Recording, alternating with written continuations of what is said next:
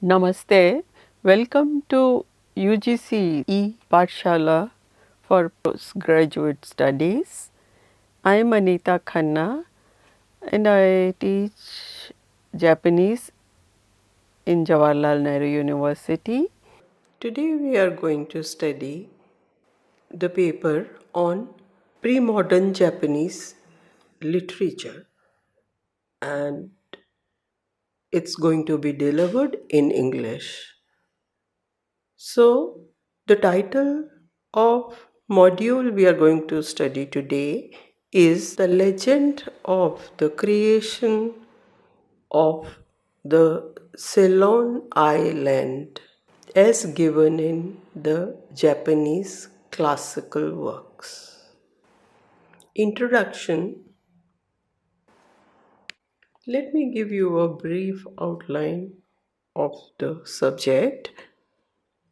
This creation myth about Ceylon Island is of Buddhist origin. And like we know that Buddhist literature traveled far and wide along with the spread of Buddhism in various countries, its religious concepts, practices have also been assimilated by the recipient country. So today we are going to study about this Buddhist legend and how it has reached the Japanese classical works of discourse narratives, in other words, Setsuwa, titled Konjaku Monogatari Shu. Objective. The objective of studying this module is to understand the background of the original Buddhist legends, especially with the country like Ceylon, where Buddhism flourished in ancient times.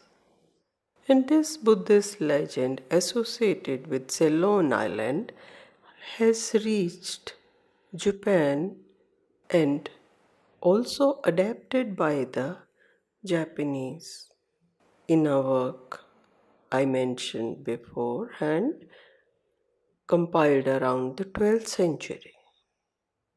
This collection of 12th century is extraordinary in Japanese literature also due to the size of this work, which is a large collection of more than 1,000 stories called Setsuwa in Japanese, and they are arranged in 30 volumes plus one volume of, and these are arranged in the sections with subtitles. India, which at that time was called Tenjiku, or the heavenly abode in Japan, China, and Japan. The ratio of these also is carefully thought, and the first volumes include the stories about India in 5 volumes. The next 5 volumes again have stories from China about the development of Buddhism there, and the remaining 20 volumes are covering Japanese section, which has the largest volume of a number of stories. The objective here is to explain the position of this particular creation myth in the Indian section. In other words, in the ancient times, the writer has taken the perspective of Jambudvipa, which is called Embudai in Japanese, and tried to incorporate it in the Indian section as it is found in the Chinese work, a travelogue about Hyun Sang's travels to India. Therefore, in the Indian section, we have 5 volumes, and the fifth volume, which is subtitled as Stories Before Buddha. We have to have a look as to where this legend surfaces. As I mentioned, the first 5 volumes are subtitled as India or Tenjiku. So, in this, the fifth volume, which again has another subtitle, this legend appears. Volume 5. This legend appears in Daito Saeki. Similarly, it appears in the work Konjaku Monogatari in the Indian section. So, we must have at the back of our mind that it was the Chinese connection which inspired the inclusion of this legend. So this is one of the objective of studying this work and understand the dissemination of cultural elements. Next, we move on to the main part of this module, the creation myth of Ceylon. Now, even in the sources of the country, in the historical accounts of Ceylon, there are creation myths of 2 types related about the country. These 2 myths are both included in the Japanese section of Konjaku Monogatari show. The legends are of Buddhist origin, and one of the legend is of popular kind in content, and the other is authentic, or rather it has a historical background to some extent.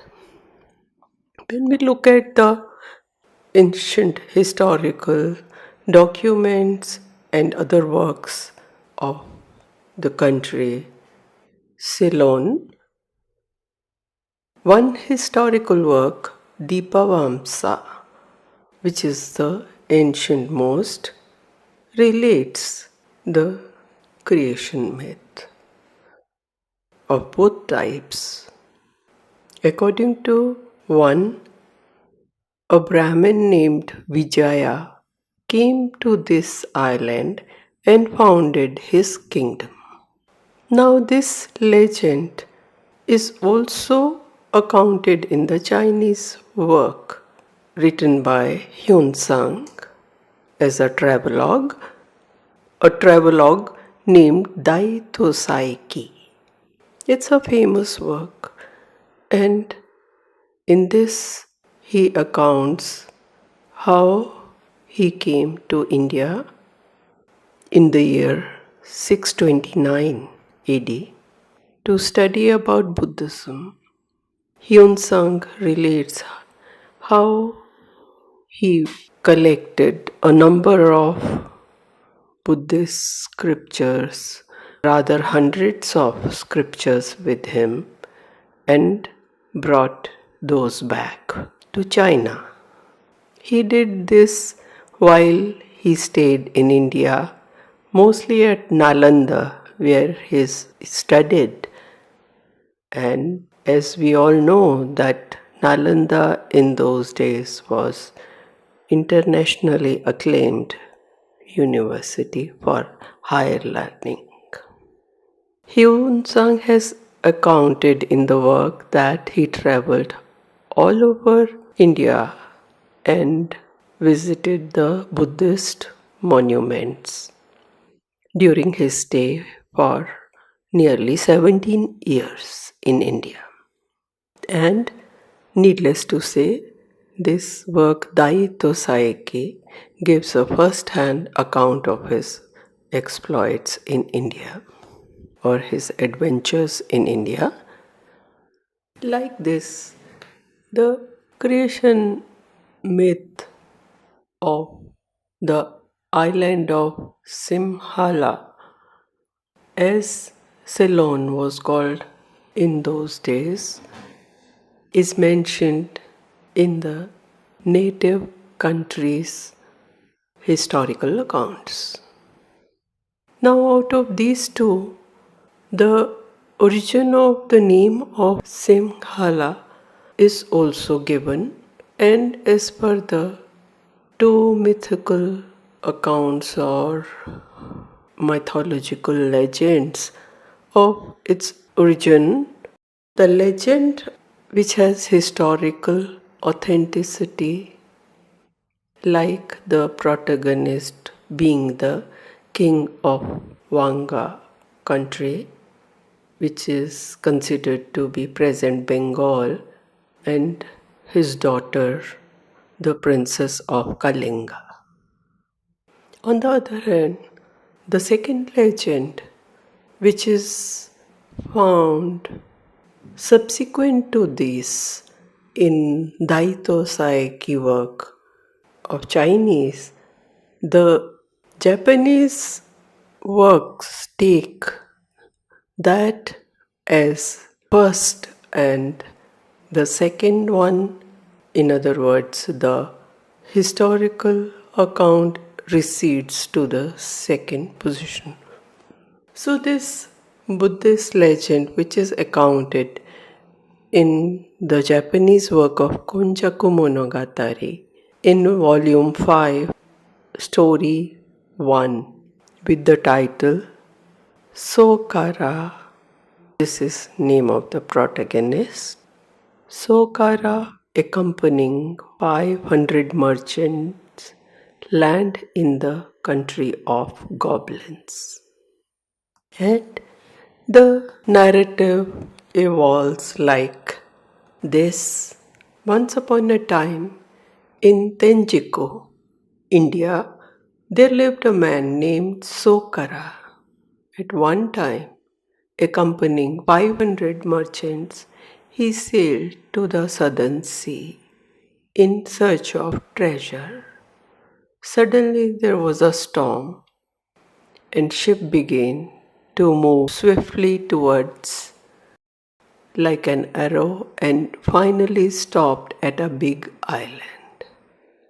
All the men on board were lucky not to be drowned, yet they had no clue about the land where they had landed, and so wondered about what was in store for them.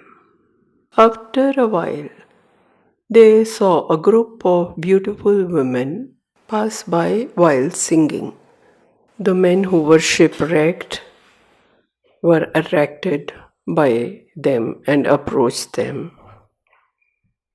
Those women were beautiful, and while making sensual, all the 500 merchants, including their leader Sokara, attracted and said to them, "We set out in southern seas in search of jewels and treasure, but due to a storm we have landed up here on this unknown island.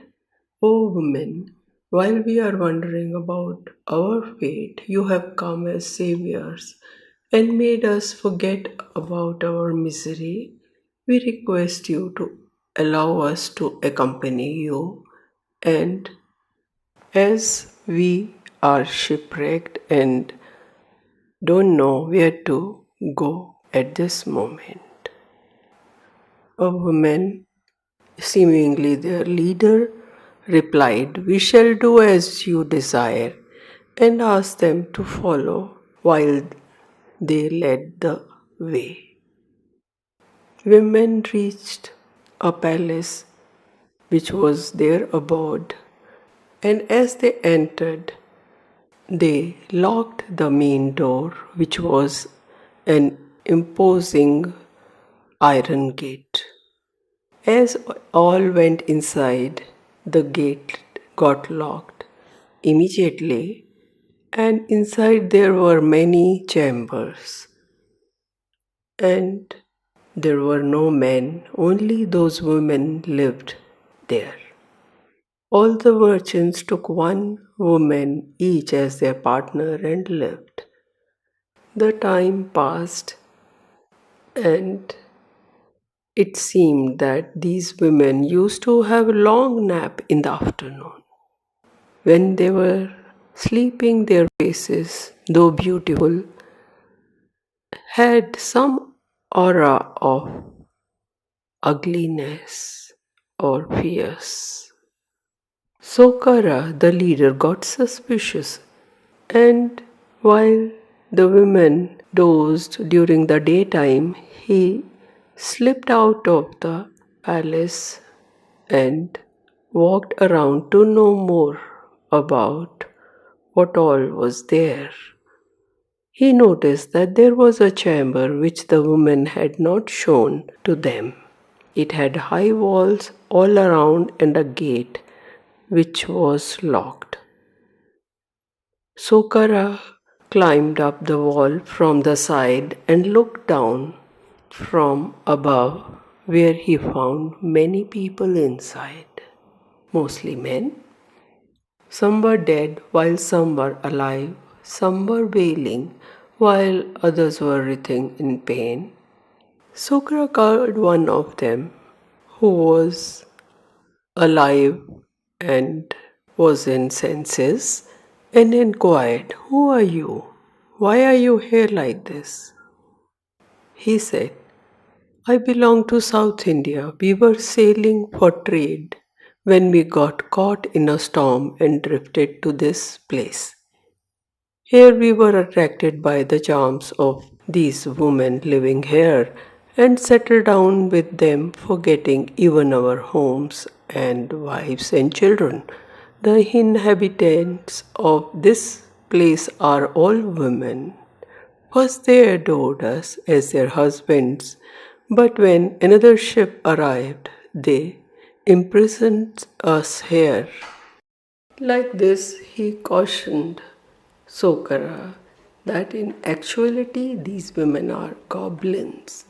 They sleep for 6 hours during daytime, and if you and your men could escape during that time, they would not come to know about it.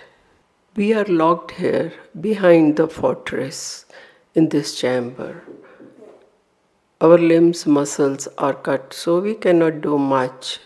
We are in a sad and pitiable state, but you have a chance. Without losing even a moment, run away from here." He appealed to Sokara while crying bitterly out of helplessness.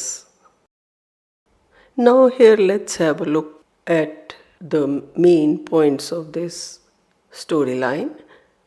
Merchant Sokara and his shipwrecked men who accompanied him reach an unknown island as their boat is shipwrecked. In that unknown island, they saw a group of women pass by while singing, and these men approached them as they had nothing else to fall back upon. Then the women, seemingly kind and beautiful, promised to lead them. So each one, including their leader Sokar, took one partner each and stayed in their palace, which had many chambers and also a big gate that was locked once they enter. Time passed while they stayed in that fortress, but the leader gets suspicious because when he saw those women who would sleep longer duration during the daytime, their beautiful face looked vicious and scary. So out of suspicion, Sokara went around the fortress and found that there was one place which was not shown to them. As he ventures into the unseen chamber behind the fortress wall, he finds a number of men wriggling and crying and wounded there. And one of them spoke about their misery and helplessness. Now back to the storyline. After having revised the main points, Sokara rushed back to the chamber, and while the women were still asleep, he called all the 500 merchants and told them about what he had seen. Everyone quickly left for the shore along with him, and on reaching there, they didn't know what to do. So they faced towards the world of the Mount Patolaka and prayed earnestly to God Avalokiteshvara. Their voices echoed in the atmosphere. As they prayed earnestly, a white horse appeared galloping through the waves from the open sea and stopped by. No sooner did it stop than all the merchants clung to him, whereupon the horse took off and crossed the ocean immediately and landed on the shore. In the meantime, when the goblins got up and didn't find the merchants, they rushed to the shore. And when they saw the merchants clinging to a flying horse, they turned into their original form of goblins and leaped high while uttering loud screams. One of the merchants recalled his beautiful partner, longed for her, and as he did so, he slipped and fell down in the sea. At that instant, the goblins pounced upon him and teared his body apart to devour him. The horse halted in the southern part of India, and after leaving everyone there, he disappeared. The wise Sokara knew that this was the merciful God Avalokiteshvara who has saved them. So he knelt down and praying to the God cried bitterly, and he returned home like his other companions who also returned to their respective homes.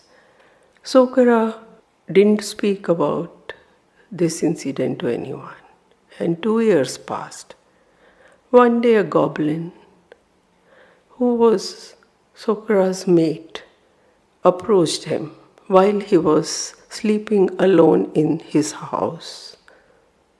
She looked 10 times more beautiful or 100 times more beautiful and came near him and said, "We are husband and wife due to the predestined bond of our previous births. I have trusted you fully. Then why you left me alone and ran away?" Anyone who had not known her true identity would have consoled her and taken her as his partner. On the contrary, Sokara, who was enlightened and a wise man, was annoyed, and he took out his sword and attacked her. woman bitterly resented this and left his house in rage.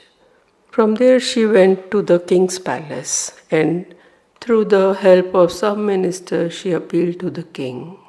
Sokara is my husband, yet having lived with me for a long time, he has abandoned me and refuses to accept me. When the king saw this beautiful lady, he was attracted towards her, and he thought that Sokara must be a fool to refuse such a woman as his wife, and he called him the wise merchant Sokara and asked him the reason. Sokara replied, "She is a man eater. Don't let her remain in your palace. Drive her away immediately." Warning thus, he left the palace. King didn't do so, and he made her stay in a chamber, and in the night he led her to his chamber through the back door without letting anybody know secretly.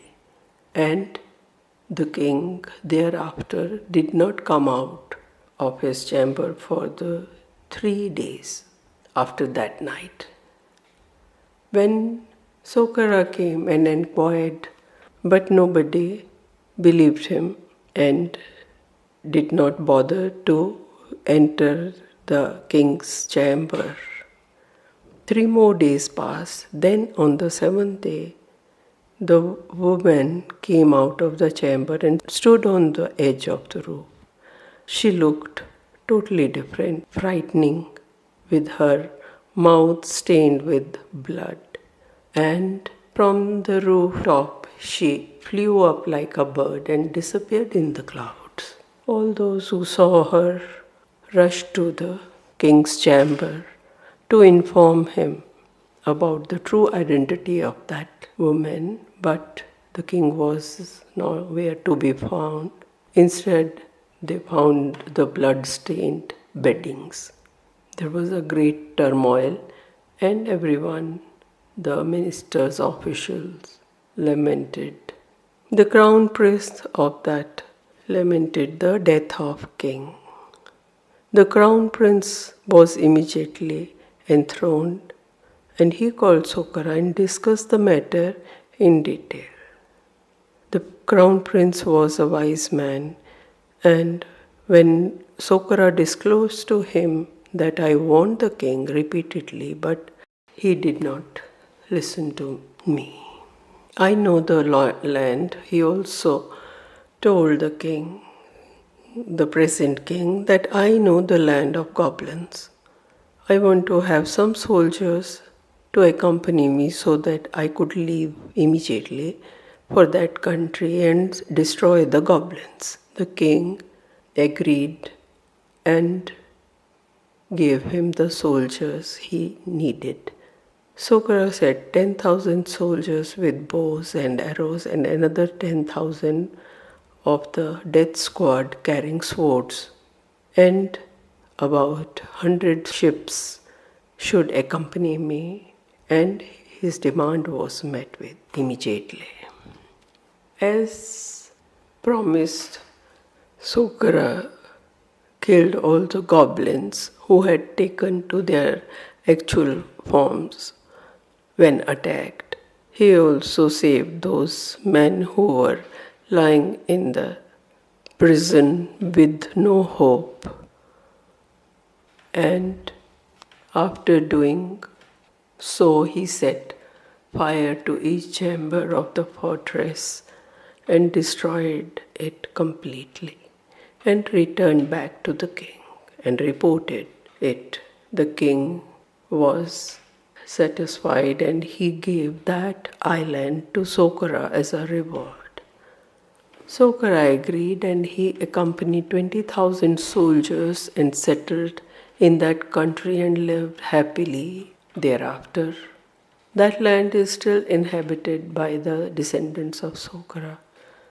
The goblins were done away with forever, and due to this the country is called the land of Sokhara.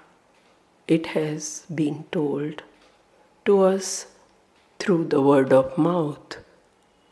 And here the story concludes.